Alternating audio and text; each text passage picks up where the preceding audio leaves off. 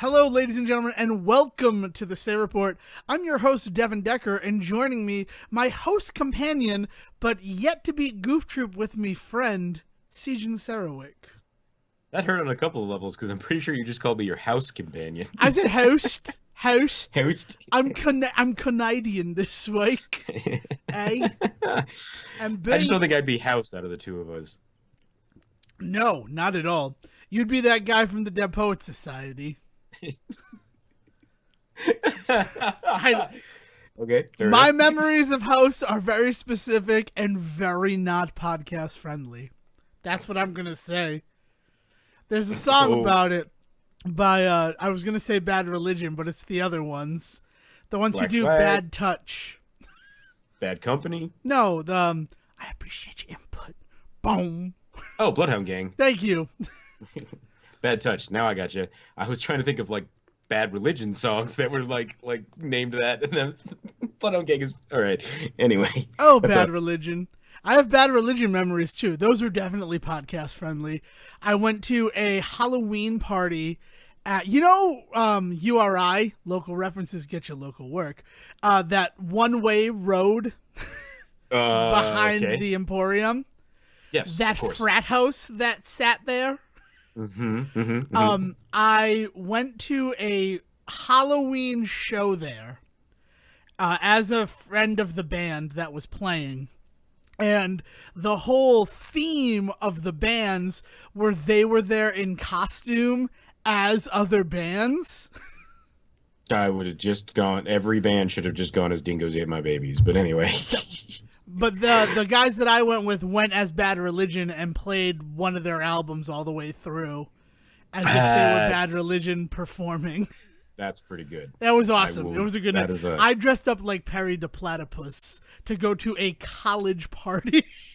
I love you. It's funny that that's the second time Perry has come into my life this week. But also I was going to say that party, that joke, I mean, I love that. That is the best kind of like practical joke because no one is the victim. What do you mean? Like, that's my kind of humor. I love that. She's like, we're gonna go as Bad Religion and we're gonna spend the whole night playing an entire album of theirs. Like that is a crazy dedication to a joke that hurts no one, and that's rare nowadays. That's very true. Yes, people usually aren't that dedicated unless there is someone who loses in the end. Yeah, exactly. There has to, unless they're gonna quote unquote win, right? Like, looking at you, Bam Margera. He's slapped so his mean dad to his so father. much. He just was so mean. And yet in Thug 2, I was totally Team Margera. Because I don't know. I was gonna go where that dude in the wheelchair was gonna go, honestly. Yeah, well, I mean that's not why I went there, but I get where you're coming from. But yeah, that was fun and completely unrelated to anything except for how I don't even remember how we got there. Oh, House, the show House, and Bad Memories that are, I guess, from the same era actually in the Devon Decker life. So that's probably why they're spiraled together. You are infinite, DNA. So I don't really know when they fall in your timeline. That's the nicest thing anyone has ever said to me. Thank you. Thank you for knowing, and thank you for like just admitting that you know. But that was the first time I ever went to that frat house after driving by it thousands of times. I didn't know there was even people in it, to be entirely honest. That one, like, halfway up the hill, is that the one that you're talking about? It is the stereotypical frat house from a college film. Exactly. It's even white. Had, like, yeah. I'm pretty sure it had letters on it, and I'm pretty sure those letters would change every other week. Okay, so you're thinking of the one that was on campus? Yes. Okay, so that one, yeah, that one was basically like tossed around between whoever could afford the rent there. Like that was not an old house. That was just, oh, we can afford the rent, so this is our house now. Mine, so Fine Arts Center, this is going to end quickly, people, I promise. Fine Arts Center, that back road that would eventually terminate in a one-way. The one that went to the church that everybody parked at and they shouldn't have parked at? Yes. Yes, okay, all right. There's right at that one-way, what that one-way area was this house. Okay. And it was like, it was a really nice house.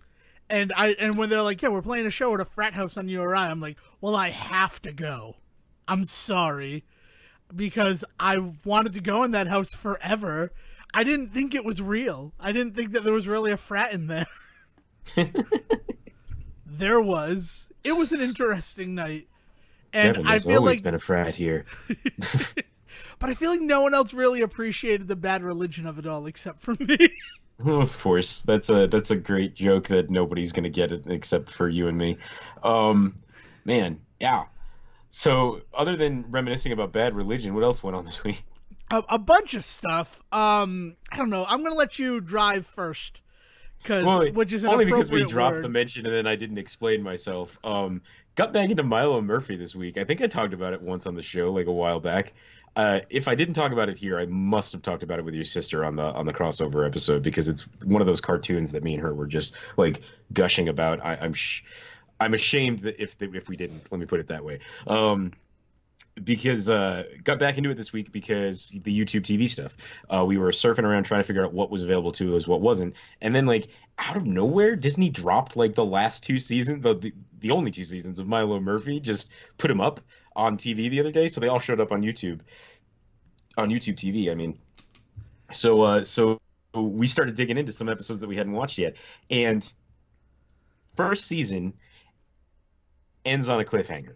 I won't get too big into a spoiler about it, but it ends on a cliffhanger and a last minute reveal that is just like hilarious for the moment and also kind of like I need Who to are you see, I need not to see, I need to see. spoiling this for? The listener Uh, or me? I honestly believe, well, both, but I honestly believe that you should go watch this immediately. Well, I've seen it. But That's the thing.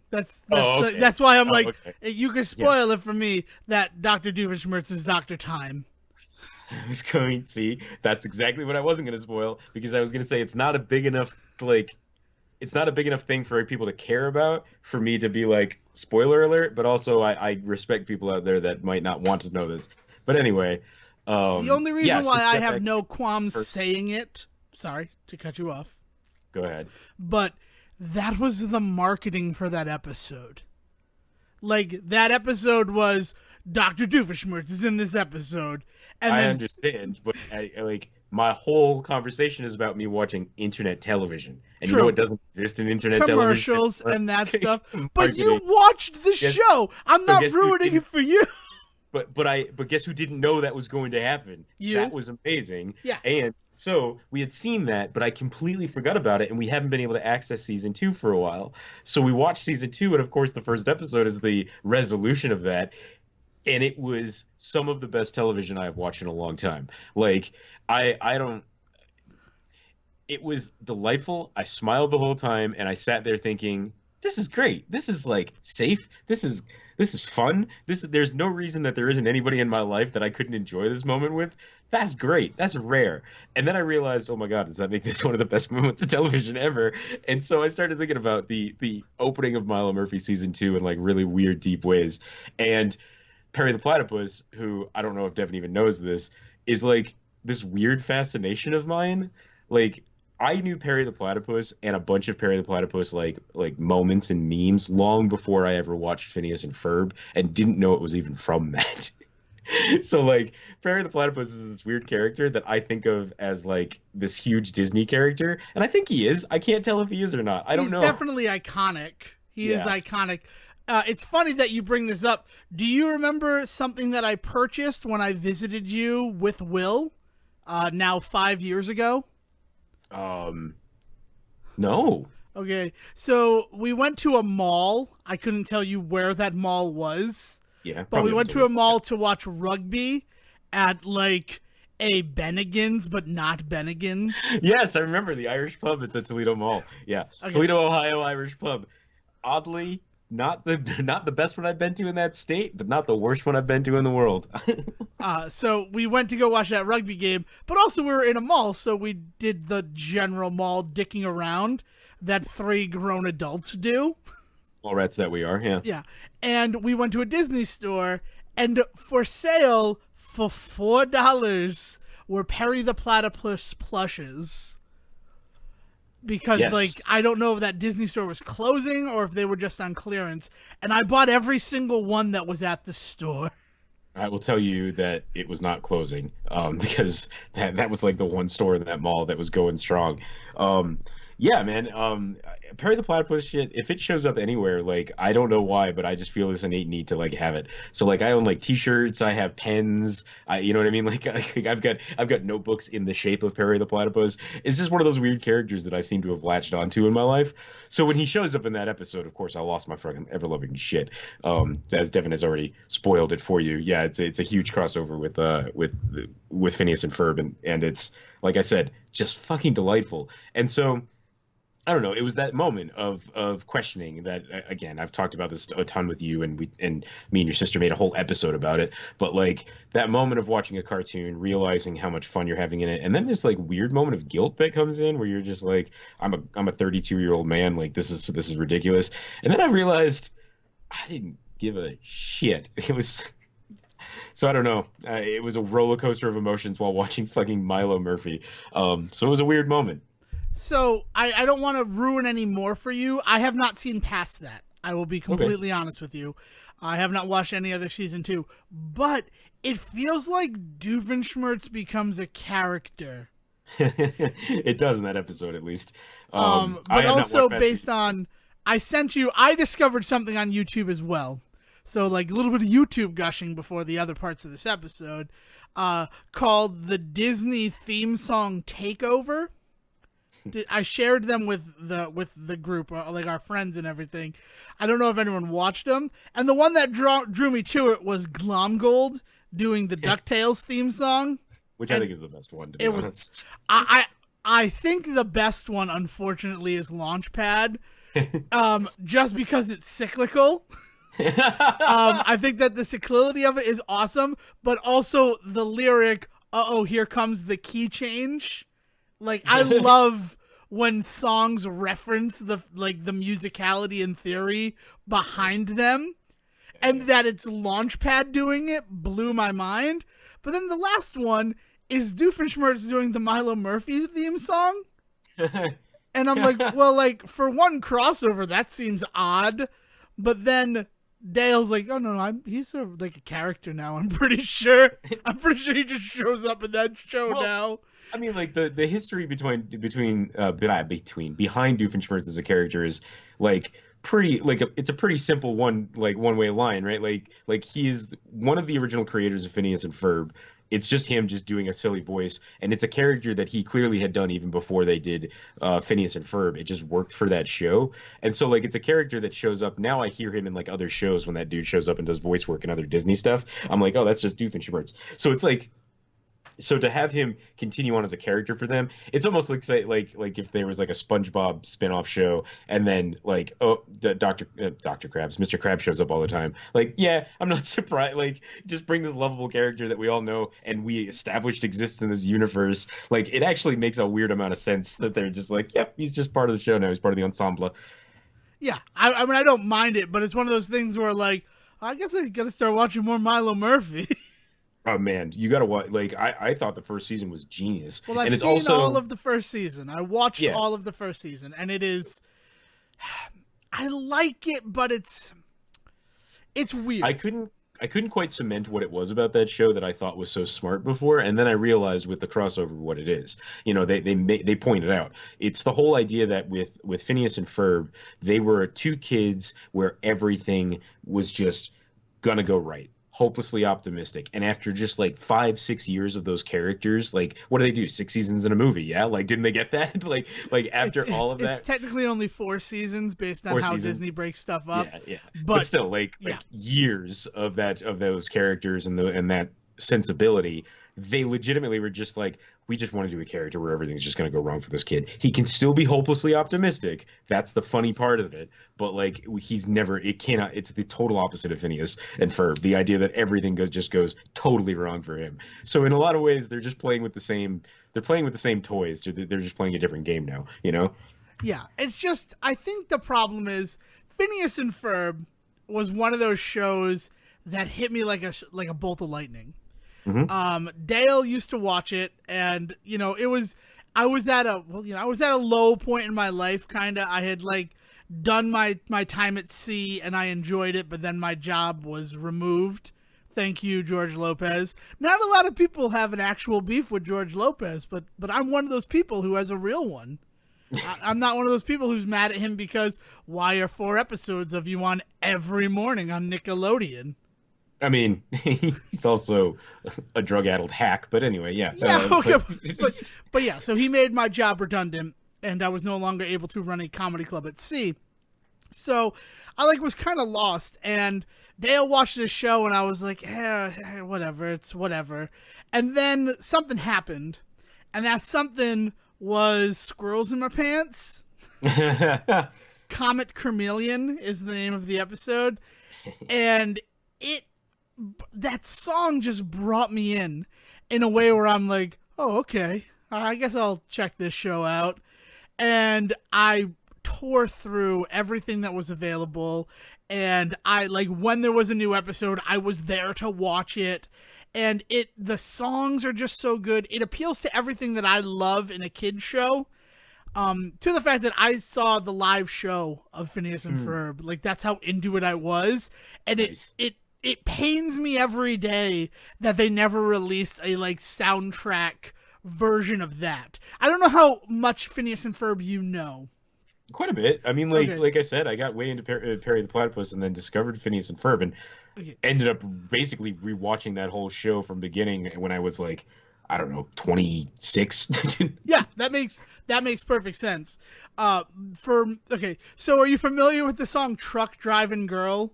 Yes. Okay. In the live show Oh, is Truck Driving Boy, and it's about Buford. But like, they don't just change every girl to boy. There's whole new verses because it's Buford who's driving the monster truck. that's awesome. And I'm just like, I want to hear that again. And it's not out there. And yeah, it's just I love that show. And I think the weirdest thing is there's like 2 low points in the entire run of Phineas and Ferb for me. Do you want to take a guess at what those 2 low points are? I couldn't even begin to guess. Does any of them do either of them have to do with Candace? No. Candace Okay. is amazing. Okay.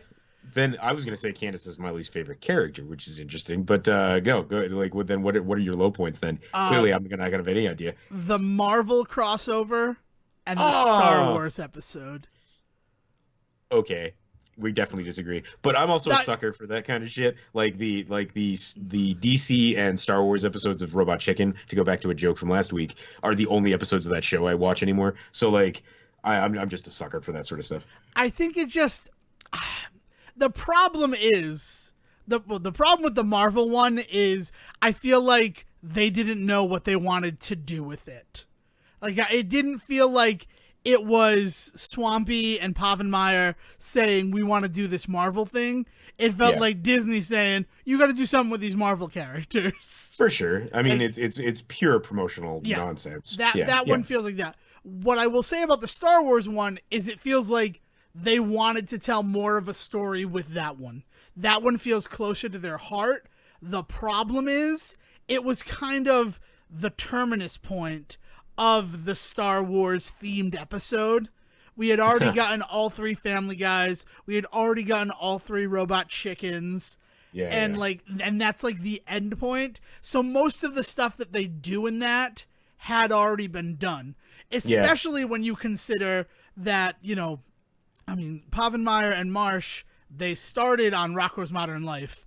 I actually taped 2 of their episodes last night because they were on, and they're 2 of my favorite episodes of Rocko's Modern Life. Coming soon to Netflix. Sorry, keep going. Road Rash and Zanzibar. Hell yeah, Road Rash is so good. Road Rash is so good. It's like, oh, you want to go down Ferb's place. It's like my quintessential, like when people are like, what is this show about? It's one of those episodes I point to. Yeah. But yeah, man, like, and but also I can definitely see what you're saying about the low points of being the 2 marketing episodes. I mean, that's easy to agree with.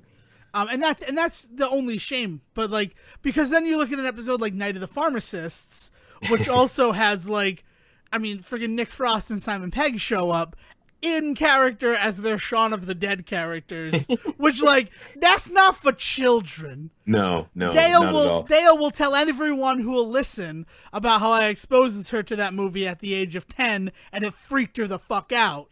So, like, the base for Phineas and Ferb, that joke was not for. Right, and I think that's one of the things that always kind of that's the first thought I have after my initial guilt thought is that, like, wait a minute though, they make these kinds of jokes that, like, nobody, I mean, even to a point, Star Wars jokes, some of the Star Wars stuff that happens, so, like, remove, like, the adult content aspect out of it, just the age of some of the stuff that they reference is ridiculous. It's one of those things that makes me really appreciate the medium of animation, because it's one of those shows where the animation does not blow your mind, but when you realize, like, the love and care and, like, and everything that goes behind what makes that show good, it makes you realize there's more to animation than just what's on the page. Like, that's a huge part of it. I don't want to, like, downplay my love for, like, animators and what they do, and they're fucking overworked and crunch time's a bitch. Like let me get that all out there first. But, like, the idea that animation is about more than just what you draw, but also, like, the world you create, both on and behind those panels, is hugely important to me as a fan. Yeah, I get that. And that show is a wonderful example of that. Yeah, and so that's how I feel about Milo Murphy. Like to bring it all around back is, like, to see the love and care. And I think one of the biggest examples of that is Weird Al. For anybody that doesn't know, Weird Al Yankovic plays the main character and does the theme song and does, like, 90% of the music for the show. So the way that they bring him into the fold and the way that you can see that he loves being there, loves being a part of it, gets what's going on there, that's just another layer of that for me in particular. So, like, I just can't stop gushing about that show. I mean, and the thing is, I like the world that Milo Murphy built because it's not just the same. And I think that the reason why I haven't watched more after that crossover episode is because I found it so hard to believe that it was just the other side of town. Like, it really kind of just messed with my mind in terms of world building. I appreciate that. I think part of what alleviates that pain for me is they point that out. There's a legit straight up joke at the end that uses exactly the words that you just said, where Phineas and Ferb are like, "Come visit us sometime. It's just the other side of town." Like, and so, like, they also seem to understand that that's going on. Yeah, I don't know. I'm clearly rose tinted glasses. No, and I get that, and it's one of those sad things where, like, I want to have those rose tinted glasses, but the problem is I'm never not comparing Milo Murphy to Phineas and Ferb. Yeah, and I know that. We've got another show to talk about like that, but I want to hear what's been going on with you first. Oh, well, things that I want to talk about. I want to talk about Hobbs and Shaw. If we can switch to another Ampersand group. Yeah, let's do it. If we can go from Phineas and Ferb to Hobbs and Shaw. I saw it. Could they cross over with Phineas and Ferb? Oh, that'd be amazing. I'm sure Dwayne "The Rock" Johnson would be happy, since he's all like, "I want to be in a Deadpool movie, Dwayne Johnson." I'm going to put this caveat on this conversation really quick. Okay. I need to know if you're coming at this as a Fast and the Furious fan or as a dumb action movie fan. Like what direction are you approaching this film when you go to it? I'm so fast. I'm so furious. Some might say I'm too fast and too furious. I'm Tokyo drifting in there, Fast and Furious. It's a Fast 5, Fast Furious 6, Furious 7, Fate of the Furious sort of situation for me. Better luck tomorrow, Hobbs and Shaw. So you're approaching this from the history of the Fast and the Furious films, like wholly like on your back as you walk into this movie. Yes. Okay. And that's an important distinction, and it's one that I mean, we usually listen to listen to Say Report Jr. I will always say listen to Say Report Jr. I love that show, and that it is not just I like their dynamic a lot. It's my second favorite podcast on the internet. Oh, what's your first? That's for me to know, for them to guess. Well, it's not this one then, because that's what you would have said. No, it's not this one. No. But good. That's called a lack of hubris. You're not gonna kill your dad to sleep with your mom. thumbs up. Don't think that that's okay. Isn't that what hubris leads to? Not all the time. I thought that's all hubris led to. I thought all roads from hubris led to Oedipus. Oh God. Okay, Sometimes they lead to my Bay, but go ahead. Nice.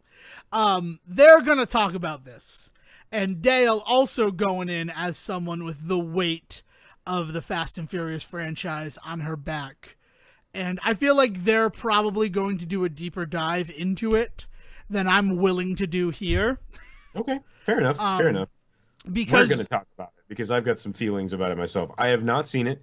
Okay. Yeah, let's get that out there. Fine. At this point, I don't know why anybody asks. I have not seen it, but I've got some thoughts and some theories and some feelings about the overall joie de vivre of this movie. Okay, so usually I talk and then you respond. I'd like to hear your thoughts and feelings before I come in with actual, like, Battlefield experience.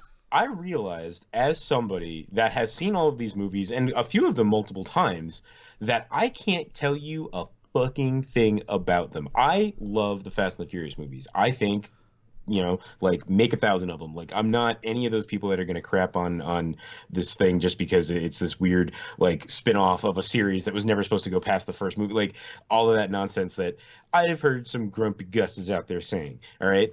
So, that being said, though, I have to be honest, I don't know the story of the Fast and the Furious. I know family is important. That's the one thing I know.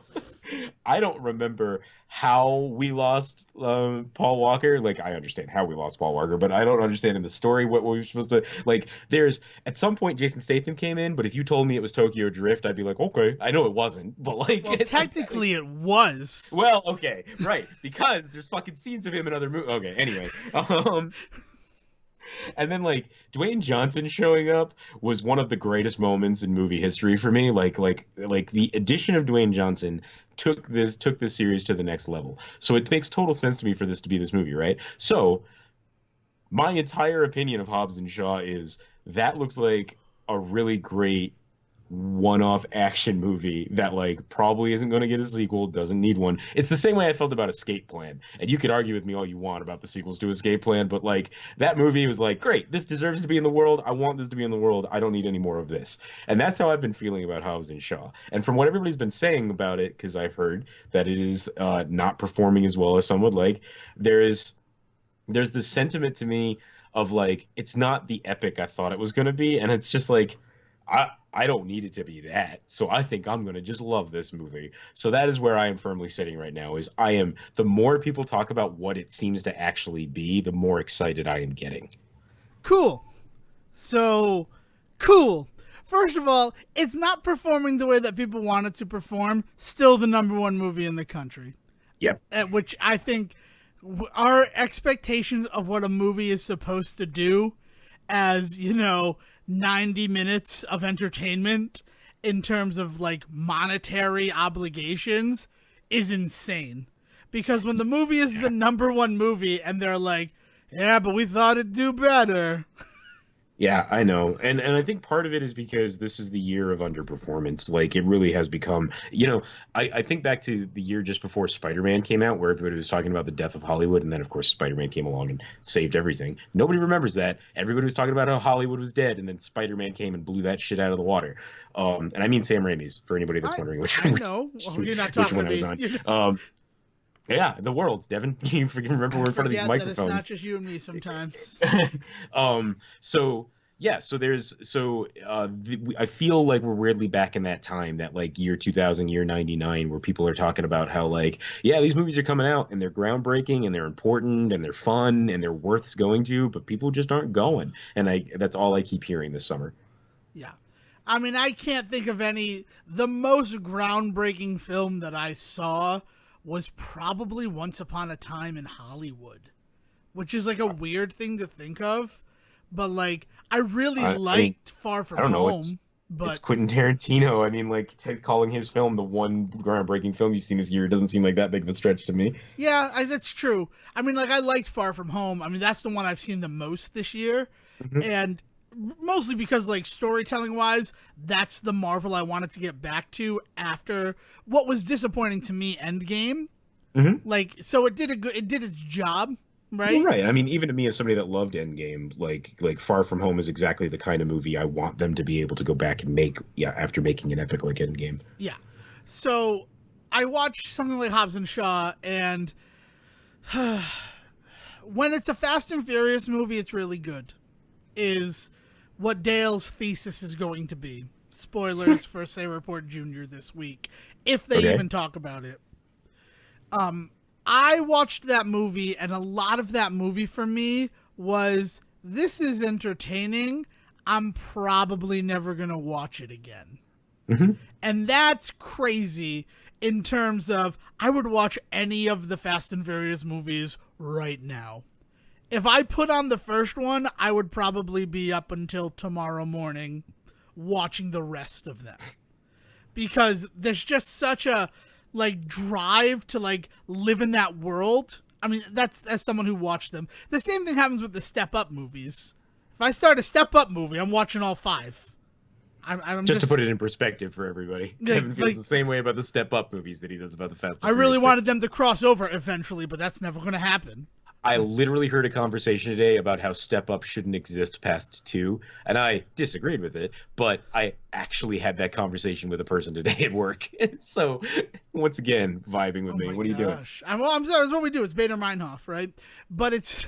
I mean, that's what podcasting kind of feels like. But that's a whole other discussion for a whole full episode.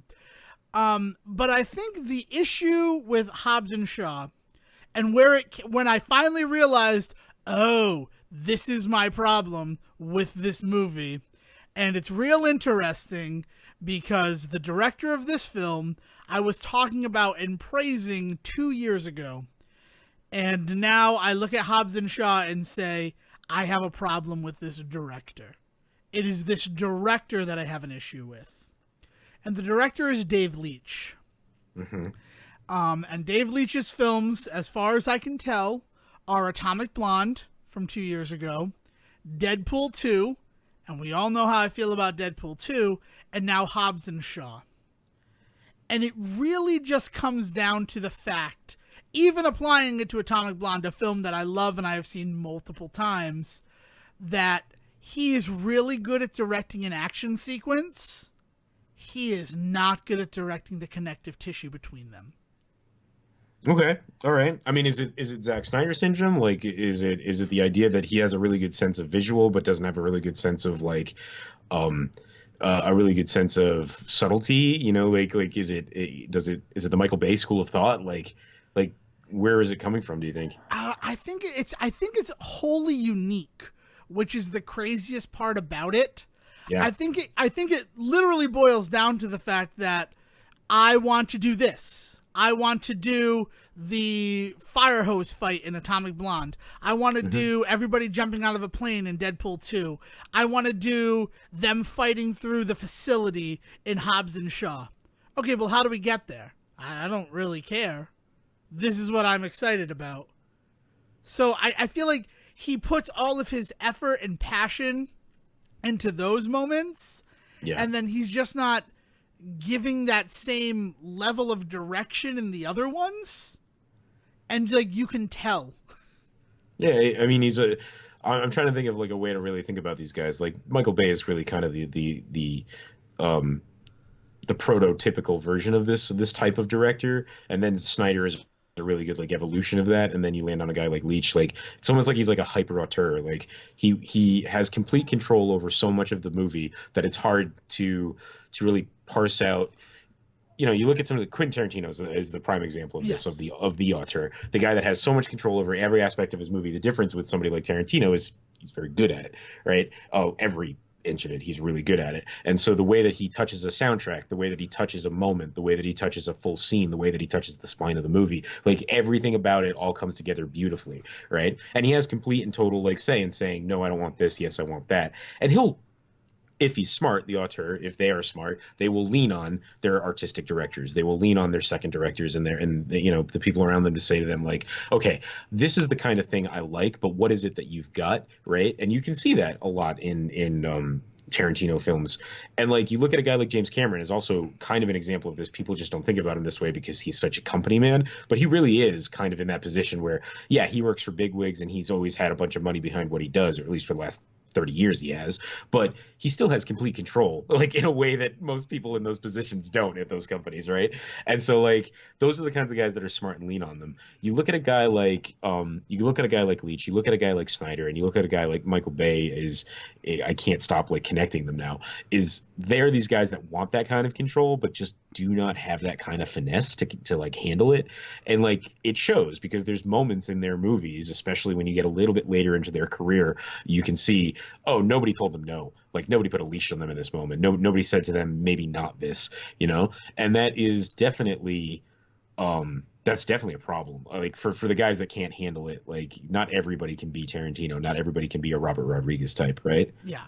And it's really, it boils down to, we talked about it last week or maybe 2 weeks ago, and a lack of subtlety, and how like you need something to be tempered against subtlety. If you really, like, again, for comedy to exist, you need the straight man. Right. And there's so much in this movie that, like, as soon as I realized that the director was the same director as Deadpool 2, I'm like, oh, okay, it's the same reason why a lot of the stuff in that movie just didn't work for me. Because, like, just extending a joke and going and going and going with it is not funny. Like, it's not, like, that doesn't work. Like, it's not comedy to me. It's just you being like, I think this is hilarious. Everyone will think this is hilarious. And that's fingerprints of that exist all over this film. And I think that might be one of the reasons why people are saying it's not as good as the other Fast and Furious stuff. Because as ridiculous as the idea that a fast car can solve every problem is, which, let's face it, that's the thesis of the Fast and Furious movies. I mean, not the first one. The first one is Point Break with cars instead of surfboards. No one's going to disagree with me on that. I didn't think that was a secret, but anyway, yeah. And it's one of those things where, like, that's it. Everything is like, we have a fast car, we can solve this problem. And when they're driving in this movie, you're like, all right, cool, I can believe it. But it just, the times when they're not, and the times where it's trying to be a Mission Impossible, is just weird. And the, like, bickering between Hobbs and Shaw, like, that was funny in the in the eighth movie. But, like, it can't sustain the, like, 2 hours and 18 minutes, because eventually you're like, I'm sick of this. Oh man. Also, my go-to movie is Drop Zone, not Point Break. But anyway, all right, that's okay. So... That's fair. Drop Zone is that's respect. Respect. But yeah, man, like I can get that. I would be ill. I would not be doing my job as your housed companion today if I didn't point out that I didn't feel that way about Deadpool 2, right? Like and in a lot of ways, my love-hate relationship with Zack Snyder, there are films of his where I don't feel that his control is completely unwarranted. You know, like I'm one of those people out there that fucking loves Watchmen. I loved the way that it came out. The 6-hour cut is phenomenal. Like I wholly am invested in that, right? Meanwhile, you know, something like Justice League fell flat for me. You know, I'll point to something like Sucker Punch, where I'm kind of in the middle and feel like, okay, there's definitely some weird stuff going on in this movie, but I kind of really like all of it. You know, like I have to admit that, right? So that kind of lack of subtlety that you're pointing to, I can definitely feel, see, and appreciate, but also it doesn't rub me as nearly the wrong way as it seems to with you. Well, it didn't rub me the wrong. This film, I got through. This film was one of those ones where I'm like, I enjoyed that. I'm not disappointed that I saw it. And that I was actually really surprised when Dale was like, I didn't like that. That was annoying, because I'm like, it was entertaining, but it wasn't a Fast and Furious movie. And that was a bigger sticking point for her. But then, like, trying to figure out why it might not work for her, the closest thing that I could look at was how I felt after Deadpool 2. Yeah. Because it just felt like shades of that she was giving off. For sure. And it's like, oh, okay. I mean, I enjoyed it. The biggest issue with Hobbs and Shaw, semi-spoilers, is family is a huge theme of it still. Right. And no one ever goes family. And it's just like, well, that's weird. You guys missed a huge opportunity to say, like, the theme of these movies. Right, to like tie it in, the fucking tagline from every one of those movies. And, like, I mean, it's nice that it kind of feels that. Like, yeah. It didn't. Does it feel like a Too Fast, Too Furious? Like, is it on that vibe? No.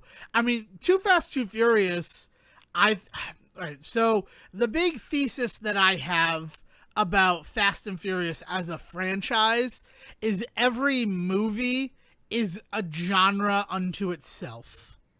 Okay. So the first one is Point Break, so just your basic action movie, right? Too Fast, Too Furious is a buddy cop. Before we go too far, it's more than just an action movie. It's the cop undercover action movie, which is a genre unto itself. Yes, right. So but it's like, yeah, that's true. So it's the cop undercover. I mean, like, really, I don't think it being like the definitive version of that, like thriller, like action. Right. But then you get to the second one, and it's a buddy cop film. Okay. Which is weird because only one of them is a cop, but like it really feels like it could be a Lethal Weapon movie or Bad Boys. I was gonna say, yeah. Without much, like a couple of name changes and a better poster, and Too Fast, Too Furious becomes Lethal Weapon 5 or Bad Boys 2.5, 1.5, 1.5.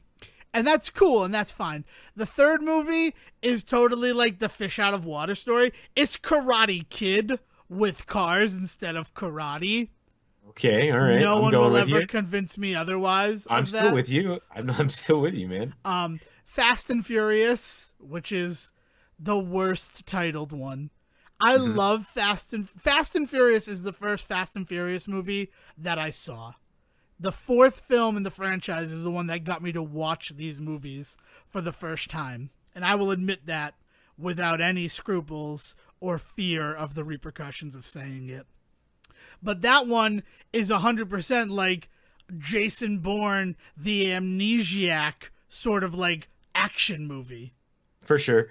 Okay. Is that the one that with Brazil and the Rock and the Favelas? No, that's the fifth one. That's Fast which Five, is a heist movie. Which is a heist movie. Fast Furious 6 is the doppelganger action film, which I was thinking more like a Face Off, but yeah. Okay. Well, like Face Off is a good example. Double Take, like those ones where it's very much the question here is us versus us, which like is a weird. I mean, it's pretty much how Marvel built itself. Was us versus us movies. Yeah. Like, let's just be honest.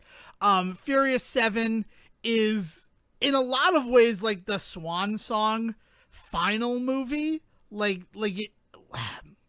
trying to think of it's like that. It's a definitive end. Like, it's weird that wasn't the last movie in this franchise. Yeah. In a lot of ways. And then, like, Fate of the Furious is really man versus nature. I mean, man versus technology sort of action film in a lot of ways. Nice. So it's this thing where like it's these characters dumped into this genre and then they just need to exist in it and solve the problem. It's sort of like that show Reboot, but Vin Diesel is Bob. Oh, nice. But see, that's part of the reason why I was wondering if this was going to fall kind of in that vein of Too Fast, Too Furious, because it does feel like they're just kind of revisiting that particular wheelhouse in the action genre of like these two dudes that don't really like each other, but they have to work together to solve this problem because they're both on the same side of it. Like that whole attitude aspect that makes a good buddy cop movie, right? Like, yeah, the problem is there's no buddy. The problem is this film is we're not friends at all. Yeah. It's the same issue that you had with Stuber. It is. Yes, I was weirdly about to say that. It's one of those things where if you guys never come together, or if you keep coming together but then tearing each other apart, like where's the progress? How am I getting invested in any way, shape, or form? It's weird. It's just a weird thing. This movie, the best thing this film has going for it, and I will not ruin it, there are some cameos that legitimately took me by surprise. And weirdly, those were the best parts of the film. Donald Sutherland from The Italian Job shows up. That's also in this universe now. That'd be awesome. There is an Italian Job reference, and that was very nice. I was very happy. And my mother's like, because he was in it. I'm like, yeah, he was. Yeah. So was Seth Green, but nobody seems to be losing their shit over that. Yeah, well, they reference The Italian Job and Robot Chicken all the time. That's fair. But yeah, so it's just one of those films where, like, I'm happy I saw it. I don't think I ever thought it was going to, like, push boundaries, but it was marketed as a Fast and Furious movie, and then it's not that. It's that for, like, a quarter of its runtime are moments that make you think as Fast and Furious. It struck me as, this is the Fast and Furious you can bring your mom to. Like, this is the one for people that haven't seen Fast and Furious, that want to be like, oh yeah, I didn't see Fast and Furious, but I like that Hobbs and Shaw. Like, you know, that attitude. This is the one that grandma buys you at Christmas because she thinks it's part of the whole collection. Yes. And my mother did enjoy it. And she's like, what was your problem with it? And I'm like, you know what my weird problem with it was? And spoilers for the Fast and Furious franchise right here. Is I like Deckard Shaw. I like him as a character. He still killed Han. He killed Han Solo. Mm-hmm. And that's very difficult for me to, like, just forgive. Because that was big. The death of Han in Tokyo Drift. And the way that Justin Lin, like, told that story. And I don't know if Deckard Shaw has done enough for me to forgive him, like, killing this character that meant a lot to me. Yeah. Yeah, it's weird. I was kind of hoping they were going to write over that in some way, especially in this movie, and, like, talk about him, I don't know, like, not realizing what he was doing at the time or something, but nah, he's just, that is who he is. They rewrote his backstory. He was no longer Black Ops. He was now an MI6 agent. And I'm just like, oh, I guess we're just going with that. Like, I know that Black Ops sounds like a step above MI6 or a step isn't MI6 below. Isn't MI6 basically Black Ops for England? Well, MI6 is what James Bond is a part of. Mm-hmm. And I just feel like I hate to tell you, but what he does is kind of Black Ops. No, I understand that, but it's a different sort of. They never called it MI6 before. Yeah. And so it was weird that they called it MI6 now. And that, like, they tried to expand his backstory in a way that sort of erased what his story was in Furious 7. Yeah. Well, he's a good guy now. Kind of. I mean, they did say that, like, I don't want to ruin the movie for you, but there is a whole thing where, like, it was a misunderstanding. And in the back of my head, I'm like, you still killed Han. You still killed Han. You still killed Han. Well, I'm sorry, man. Was that your big event this week? I mean, I have another big event, too. But do you have anything else you want to talk about? Because I'll finish up on this. I'm trying to decide when the right time is to get on your ass to finish Disenchantment. Okay. The new season's coming out in September. And it was renewed for 3 seasons.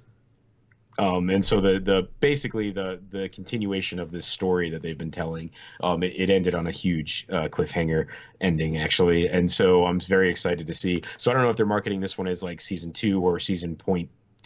I don't know. Netflix gets weird sometimes with the way that it separates stuff out. Like She-Ra especially with season cartoons. 3 is really the second half of season 2. Yeah, it's very bizarre. So anyway, so season 2 is going to be starting for that soon. There's no way that I'm not going to be like consuming it at nauseum and like talking about it. And I went back and listened to some of the stuff that we had talked about before about it, and because I go back and make sure I didn't say anything too damning of myself, but yeah, it really feels like part of the issues that you were having with that show came from not finishing it and not knowing like where that. what that show actually is compared to what we thought it was, what we all thought it was going to be before it started. It's not Futurama. It's not Simpsons. It's not anything like that. The better way to think about it is it's basically Game of Thrones with a sense of humor. And like it's just so fascinating where that show went and what that show has become. And the fact that it got renewed for 3 seasons, like people have been watching it like crazy. And, at a time when people are giving Netflix so much shit for all the shows it canceled, to turn around and give a show like that 3 seasons was just kind of refreshing. But anyway, yeah, so that's where I'm at, because I rewatched the series this week, like in 1 week. I guess maybe I'm looking for something after I finish the League. I'm going to be done with the League tomorrow. Yeah. There's no way I don't finish the League tomorrow because I got through all of season 6 today. Have you seen the Chupacabra yet? I forget if that's in season 6 or if that's in season 7. It's in season 7. Okay. You've seen some of my favorite episodes, though. I've seen the League. I watched it live. Oh, I didn't know that you had finished it. Yeah, I thought Will you were and watching it I. because you'd never seen it before. Oh no, I watched it because I'm just like, that's the show I need to watch right now. I need a show like the League in my life. It is the perfect like fill me up sort of thing. I would have been bugging you about so much more if I knew you had finished it before. I thought this was one of yours. I haven't seen it yet. We watched the finale together, didn't we? No, because I put off watching the finale for a long time. But maybe close to the finale. I could have sworn, yeah, because Will and I went to Gibson's and got a picture of that sign. That's the background when we chat. That's the background of our chat window, is that Gibson sign, a picture that we took before we wound up in Ohio to hang out with you. And I thought we watched at least a season 7 episode together because we were just at your house while season 7 was happening. That like season 7 episode 4, I believe we watched together. That probably happened for sure. So yeah, no, that's a show that I caught up with on Netflix and then just started watching live. And it's a show I dig. I really dig the show, but I'm going to be done with it and I'll need something else. And maybe I'll do Disenchanted. Especially because Dale seems to be out of it, and maybe I'll just watch it on my own. And I think that might be better for binging. To just have a show for yourself, yes. Like trying to analyze with people, and that really rides into what I've been doing, and that is a show premiered last year. It was on CBS, so you may not have heard of it. Anyone, really, called God Friended Me. Oh, yeah. Hell yeah. I know that show. My mother loves it. Well, God Friended Me happened, and it was this weird thing about last year in TV, and podcasting is huge. So we need to use podcasts. Alex Incorporated happened, and God Friended Me happened. And God Friended Me is getting a second season. We all know what happened with Alex Incorporated. It got canceled. Stole too much from our lives, and so we canceled it. Yes, that's exactly what we did. We have that power. And we're not even sponsored by Squarespace or Stamps.com. Well, it's because we didn't go looking for them before we started. Now it's too late. Right, yeah. We had to get them as sponsors before we had a product. Maybe we'll do a podcast. Here's $1 million. God, that show was weird. So God Friended Me. I watched the first episode, and I had some issues with it, and not related to the podcasting, just like in relationship to what it was going to be as a show. And I was not alone in these feelings. Like it was a Decker-wide, like, this is interesting, but are we going to watch it? Discussion. Yeah. And we taped every episode. So our DVR is like 19 episodes of God Friended Me. And I said, this is the show we're watching. If the whole family is together, this is the show. Otherwise, I'm just going to delete them. We commit to watching the show or we delete it. And everybody's like, I want to give it another shot. So we've watched 9 more episodes. We've seen half of series 1. Out of spite? Not out of spite, because we watched the second episode and liked it, and then we just kept watching it. And while I have some problems with the creative direction of the show, and that comes from the fact that it reminds me a lot of Early Edition. But the thing I really like about Early Edition is that Gary never really questioned why he was getting tomorrow's newspaper today. And that's probably because he really only had like 24 hours to solve the problems of the people. Right. He didn't really have downtime in that show. Exactly. This one, they're like, it can't really be God. And it's like, well, that's fine.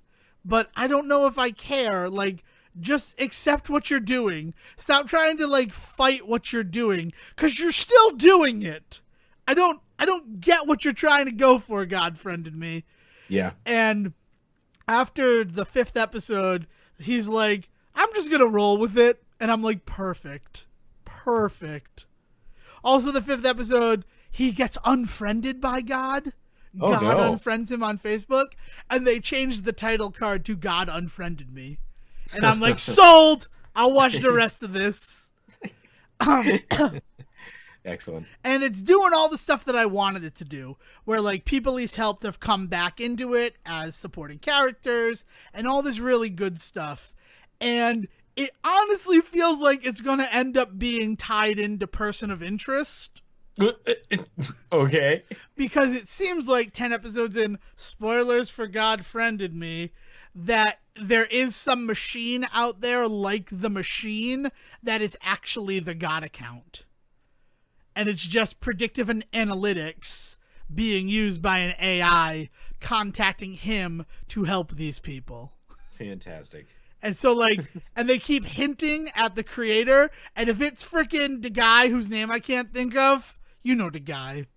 He was on Lost, Linus on Lost. Oh, God. What's that actor's name? I don't know. This is why we have the internet. Keep going. That guy. I want to think of his name. He played Harold in Person of Interest. Michael something. You were so close. You picked one of the most average names in America. I know his name is that got Michael. you halfway there. Oh, I can't think of his last name though. Emerson. Michael Emerson. Mike Emerson, yeah. If he shows up as Henry Chase in this, I will just be so happy. Don't look on IMDb, Sejohn. I know it's there for you. I'm not gonna look it up. I think that there needs to be like some moments of him questioning, right? But like, I think overall, if it was in more of like a Quantum Leap style show where he's just like, I got to solve this problem, or you, as you said, early edition, where he's like, well, I just got to do this, and then like maybe 10 minutes of exposition. That's the kind of show that I want. Yeah, I mean, it's weird that like it's sort of like a tertiary plot line. Is the whole we need to figure out who's behind the God account, and I'm like, yeah. But, like, I would probably put more effort into that than in helping the people this random account sends to me. It's just one of those ones where, like, I bring in real-world logic, and I'm like, what am I doing? Why am I doing this? And that sounds like, that's... I can't think of his name. Shit, Frodo there. What? Dirk Gently? Elijah Wood.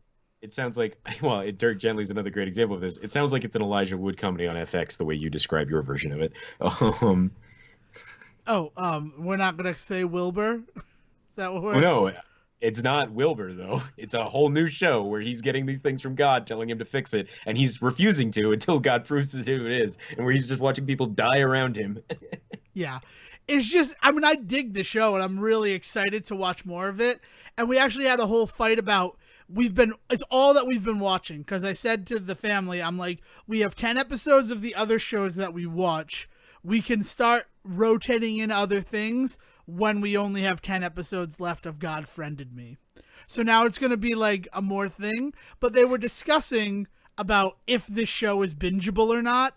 And I don't know if I'd enjoy God Friended Me as much if I didn't watch it in such rapid succession. Yeah. So that I'm noticing, like, the little things better. I don't know. It was a really good show, though, and I'm excited to finish up and get to the next thing. But I friggin' hate all the podcasting stuff.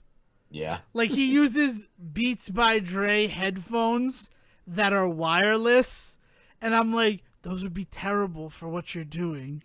He said to his host companion sitting here with Beats on his head right now. Are they wired or wireless? I wired them in, to be fair. Yeah, that's is the fact that they're wireless that makes it a problem. Because the whole point is you want to hear what you sound like, so you know if you're being loud or not. And a delay from wireless, even though it's going to be slight, would affect that. Also, he has like multiple wireless headphones connected to his computer at the same time. And I'm like, well, that just flat out wouldn't work. I know. I tried it. Hey, man, God friends him. He's capable of anything. It's not God. It's an AI. It's the machine from Person of Interest. And Jim Caviezel's going to show up, maybe as Jesus. Didn't Person of Interest get bought up by Netflix? I don't think they can cross over anymore. Yeah, I mean, it's on Netflix, but it was also a CBS show. So I don't know. Magic. It could happen.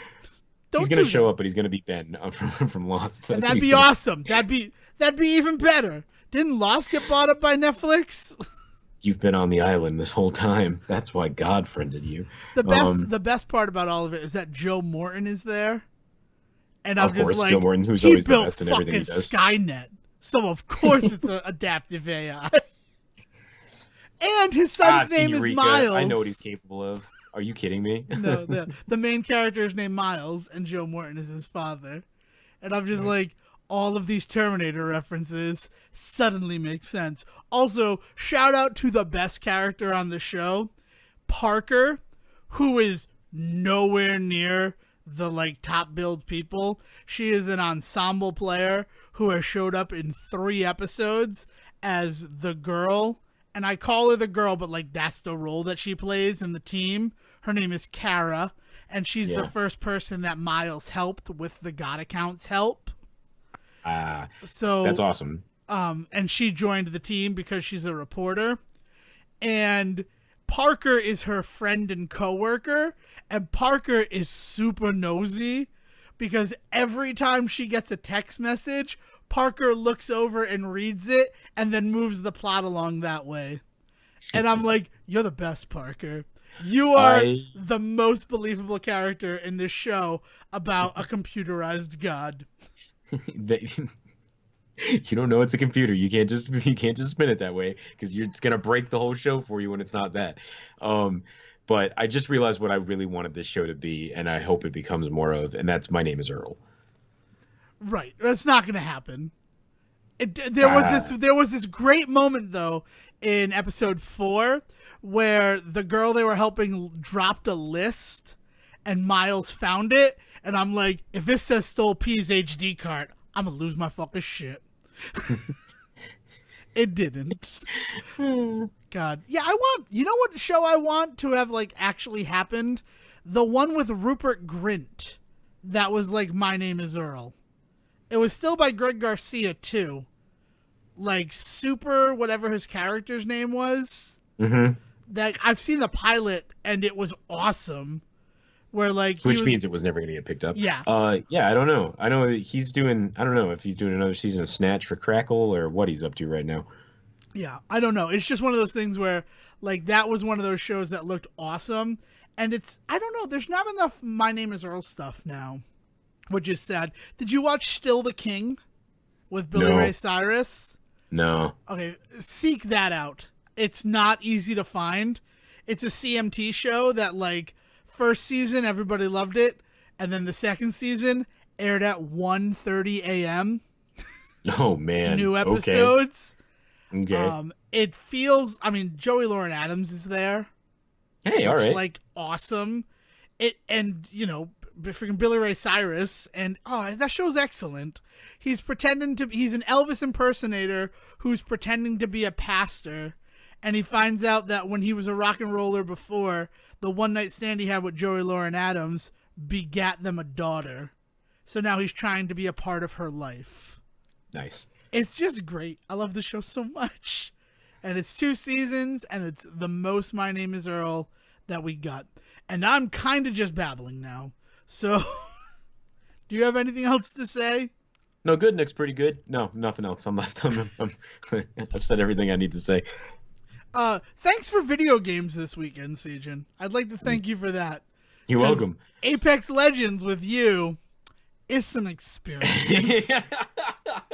I was pretty Yeah, I was my mind was not right at the time we were doing that. To be fair, I guess I'm also not that good at Apex Legends. We got top 3. Ooh, ooh. I mean, like every time we played, we were doing really good.